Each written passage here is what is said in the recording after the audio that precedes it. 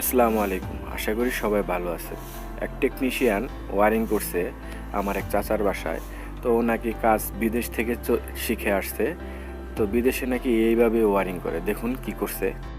একটা ফ্যানের কানেকশন করছে। এই যে ফ্যানের সুইচটা দেখতে পারতেছেন, রেগুলেটর সহ সুইচ, যে কম্বাইন মডেলের যে সুইচটা, সেই সুইচটা। এই সুইচটা বন্ধ করলেও ফ্যান চলে, চালু করলেও ফ্যান চলে। তো এটা নাকি কোনো সময় অফ হয় না। রেগুলেটর কমাইয়া দিলে একটু স্লো হয়, কোনো সময় অফ হয় না। দেখুন পিছনের সাইডটা একটু দেখাই। এই যে দেখেন কানেকশন, বিদেশ থেকে ডিগ্রি নিয়ে আসছে। এই ধরনের কাজগুলো করে থাকে একবারে নতুন টেকনিশিয়ান।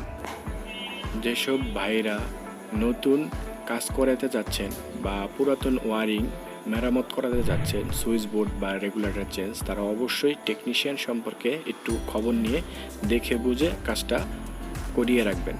দিন শেষে কিন্তু ক্ষতিটা আপনারই। আপনার পুরো ওয়ারিং জ্বলে যেতে পারে বা আগুন ধরতে পারে। এজন্য অবশ্যই ভালো টেকনিশিয়ান দিয়ে কাজটি করানোর চেষ্টা করবেন। সবাই ভালো থাকবেন, সুস্থ থাকবেন। আল্লাহ হাফেজ।